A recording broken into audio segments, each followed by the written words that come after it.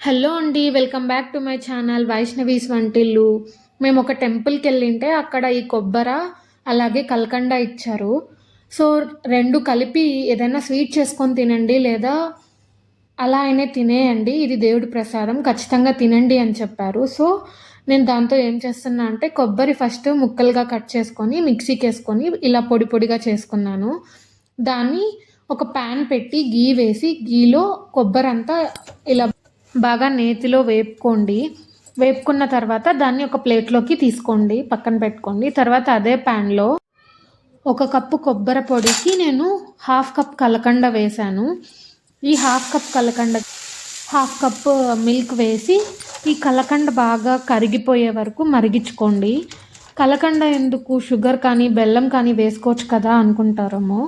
Sugar అయినా వేసుకోవచ్చు, బెల్లం అయినా వేసుకోవచ్చు. యాక్చువల్గా కొబ్బరి బర్ఫీ పచ్చి కొబ్బరితో అయితే చాలా బాగుంటుంది. బట్ ఇది ప్రసాదంగా ఇచ్చారు కాబట్టి ఎండు కొబ్బరితో ఇలా స్వీట్ చేసుకుంటే త్వరగా తినచ్చని చేస్తున్నాను.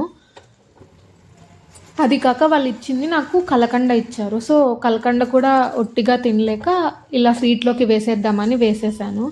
ఇలా పాలల్లో కలకండ మొత్తం కరిగిపోయిన తర్వాత ముందుగా మనం వేయించి పెట్టుకున్న కొబ్బరిను అందులో వేసేసి బాగా కలియబెట్టండి. ఇలా కొంచెం గట్టిగా అంటే దగ్గర పడే వరకు కలబెడుతూ ఉండండి. కాస్త దగ్గర పడ్డాక ఒక ప్లేట్ కానీ లేదా ఒక బౌల్ కానీ దానికి గీ పూసి ఇదంతా అందులోకి ట్రాన్స్ఫర్ చేసుకోండి. కొద్దిగా మరీ గట్టిగా అయిపోకుండా కొద్దిగా ఇలా జ్యూసీగా ఉన్నప్పుడే ట్రాన్స్ఫర్ చేసుకోండి. ఎందుకంటే ఇది ఎండు కొబ్బరి కాబట్టి కొంచెం గట్టిగా అయిపోతుంది చల్లారిన తర్వాత. మీకు ఇష్టమైతే పైన డ్రై ఫ్రూట్స్ చల్లుకోండి. నేను ఇక్కడ ఒక జీడిపప్పు పెట్టాను అంతే.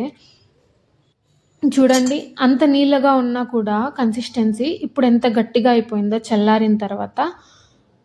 కావాలంటే మీరు మిల్క్ కొంచెం ఎక్కువైనా యాడ్ చేసుకోవచ్చు. చల్లారిపోయిన తర్వాత కొబ్బరి బర్ఫీ రెడీ అవుతుంది. వీడియో నచ్చితే please do like, share and subscribe. Thanks for watching. Bye.